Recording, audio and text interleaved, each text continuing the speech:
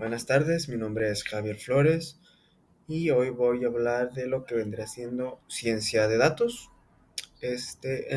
como se puede observar en el título de la presentación. Continuamos. Existen diferentes tipos de datos, lo que podrían ser datos estructurados que cumplen con una jerarquía, el lenguaje natural que podrían ser pues un idioma, claro, ¿por qué no? Luego están los datos no estructurados que no siguen una jerarquía como tal, los datos generados por máquinas, que son pues todo lo que podría ser el Internet de las cosas que generan ya datos, las mismas máquinas, los datos gráficos, un dashboard, presentaciones, ese tipo de datos, y pues audio, imagen y video, que es pues lo más común que se puede observar hoy en día, ¿no? Ya sea videos en YouTube, a lo mejor algo TikTok, o por ejemplo esta presentación que es audio, video e imagen. Que los datos estructurados son datos que dependen de un modelo de datos, como ya les mencioné, en un campo fijo dentro de un registro. O sea, tienen que tener un registro. Son datos fijos, no se salen. Por lo general, la forma más común de encontrarlos pues es en SQL, que es como que el manejador de base de datos por default para este tipo de datos, ¿no? Los datos no estructurados son datos que son fáciles de encajar en cualquier modelo de datos porque pues no tienen un contenido específico, ¿no? Un ejemplo podría ser un correo electrónico, ya que pues el contenido como tal del correo es el que puede variar.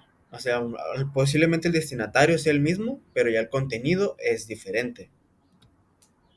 Luego seguimos con el lenguaje natural, pues como ya lo comenté antes, pues básicamente es eh, los diferentes tipos de lenguaje, ¿no? Y para poder analizar pues tienes que tener conocimiento de dicho lenguaje.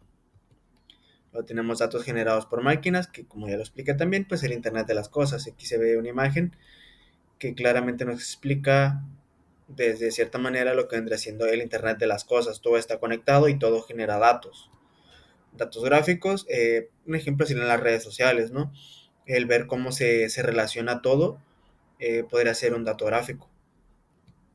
Audio, imagen y video, pues son tipos de datos que plantean desafíos para hacer un análisis y pues son tareas sencillas para los seres humanos, ¿no? Pero pues es un desafío para las computadoras, o sea, ¿cómo le explicas a una computadora cómo jugar un videojuego, por ejemplo? Después tenemos el flujo de trabajo de la ciencia de datos, que es como la pauta que se tiene que seguir para... ¿Cómo podría explicarlo? Ok, para implementar soluciones basadas en datos. Es como la pauta a seguir para implementar este tipo de soluciones. Estas son las etapas principales. Ahorita vamos a hablar de ellas. La primera es recopilación de datos, que es pues, obtener los datos de diferentes fuentes de información y almacenarlas, ¿no? El segundo sería la preparación de datos, ok, ver qué nos sirven de esos datos, ir limpiando, corregir errores, eh, todo ese tipo de cuestiones. Lo que sigue sería la introducción de datos, ya que tenemos nuestros datos limpios, que hacemos, qué es lo que queremos, ahora necesitamos traducirlo a un lenguaje entendible y hacer un manejador de base de datos, por ejemplo. Después sería el procesamiento y limpieza de datos.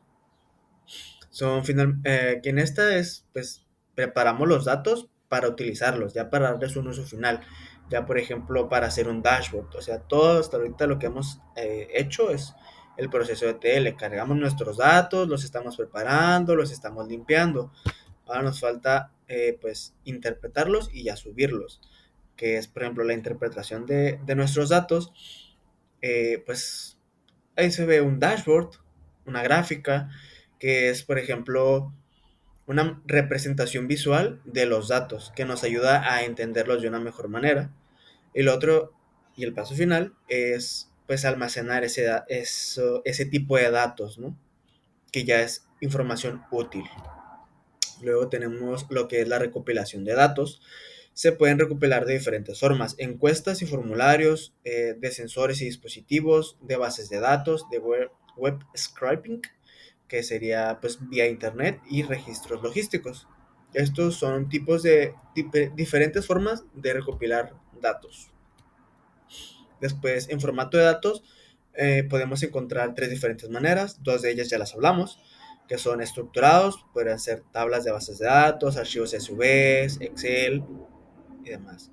No estructurados, pues textos, imágenes, videos, audios, y lo que serían semiestructurados, que pueden tener no una estructura completa, pero pues algo parecido, ¿no? Que pues pueden ser JSON, XML, eh, logs de sistemas.